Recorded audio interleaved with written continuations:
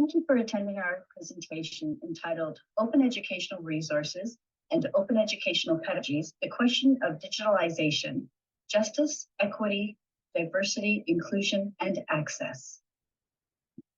My name is Dr. Elaine Correa, and I am a professor and chair in the Department of Human Development and Child, Adolescent, and Family Studies at California State University, Bakersfield. Hello, and I'm Dr. Alexander Reid. I'm an assistant professor in the Department of Human Development, Child, Adolescent, and Family Studies at California State University, Bakersfield.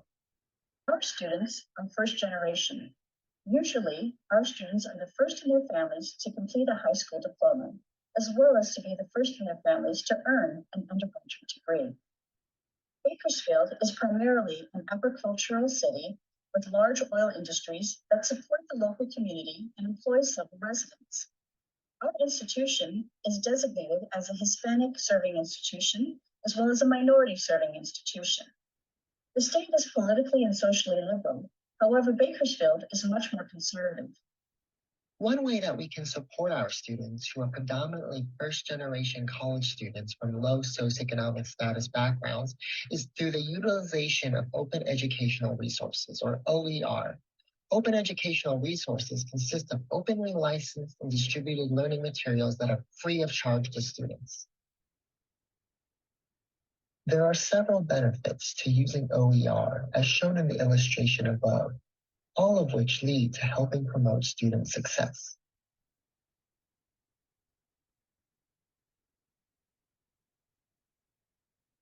So given our context, we ask the questions: where do we stand? And how do we proceed?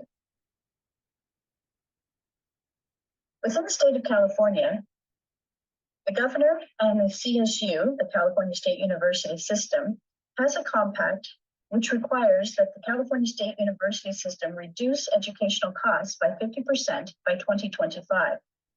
This particular compact has accelerated our internal OER ZCCM adoption campaign.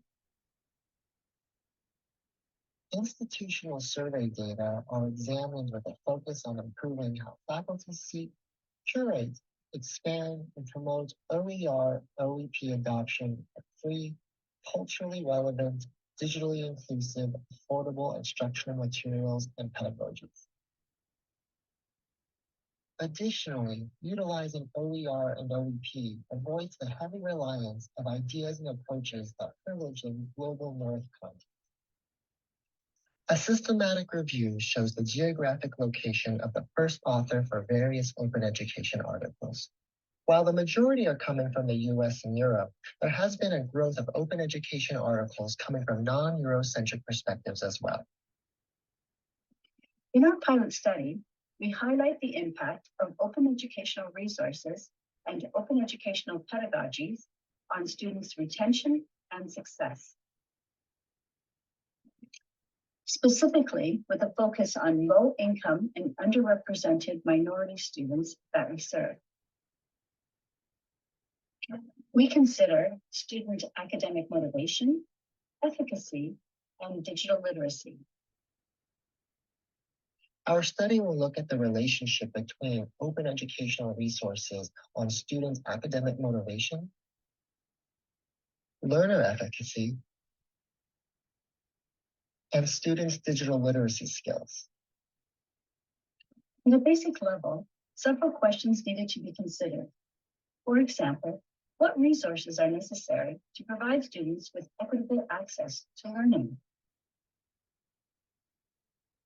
The Digital Equity Act helps close the digital divide to ensure that everyone in the United States, including the covered population shown above, has access to affordable, reliable internet services.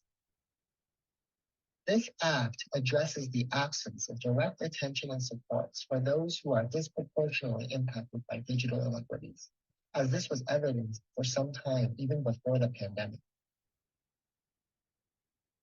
Several studies before and during the pandemic suggest that there is a persistent digital divide despite the efforts to get more people connected. Disproportionately, several vulnerable populations were and remain affected by the switch and reliance on virtual content and/or digital learning environments, as well as digital inclusion and equity. These are integral parts of OER OEP adoption. Access to course materials on or before the first day of classes helps to reduce equity gaps. Having a convenient, reliable, and affordable home connection is only one of 3 elements to consider when discussing digital divides and digital inequities. Several scholars propose to look at the digital divide in at least 3 levels: access to the internet and current devices, the use of those devices to access online resources, and the outcome that translates into benefits for people. Research on OER and OEP has demonstrated a narrowing of performance gaps and a reduction in failure and withdrawal rates in students. We have to consider, what do open educational resources offer students who experience limited access to technology to learn? Data assessing concerns pertaining to the virtual university transition were collected from 1,038 students at one public university in Southern California.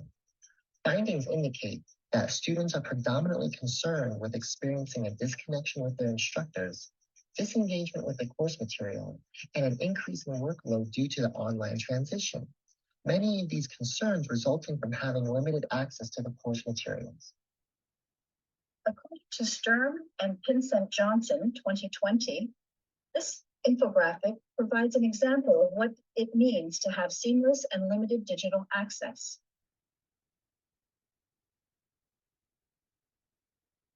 The way we should look at the digital divides is not in levels, but rather in layers, because we recognize that students are resourceful users of digital technology who meet the challenges of the digital age at every level. It also means that the strategies we develop, like the use of OER, have to consider all 3 layers together. The remixing of OER, textbooks using an equity lens, known as ROTEL, can be used to ensure greater integration of culturally relevant materials and teaching practices. The use of ROTEL enables us to invite students to contribute to their own learning in scholarly conversations by using their own voices and experiences. OER and OEP help address the need of ensuring that course content and pedagogical practices are culturally relevant. Our pilot study will also include questions on open educational pedagogies to assess whether students believed their courses were inclusive and representative of diverse cultural and ethnic groups. Non-disposable assignments are also helpful to reduce reliance on artificial intelligence, in addition to creating an opportunity for students to think and to have their thoughts and ideas promoted and accessed around the world. Students take responsibility and ownership over their learning with collective contributions to wikis that potentially can be read globally. And in turn, students become not only consumers, but producers of OER. Additionally, student contributions can help support creating OER with original contributions to supporting other existing OER materials. Greater engagement can occur when students take the lead by creating materials that they will use and reuse. These are just a few ways to take OER to the next level by incorporating OEP, ensuring greater attention to diversity, equity, and inclusion. We also want to provide a special thank you to all the people who made and released these awesome resources for free, including photographs by Unsplash, free Google Images, and Microsoft Free Clip Art. Thank you very much for attending our presentation. We invite you to email us with any questions, comments, or concerns that you have, and we will hopefully get back to you as soon as possible. Thank you again, and enjoy the rest of your time at the conference.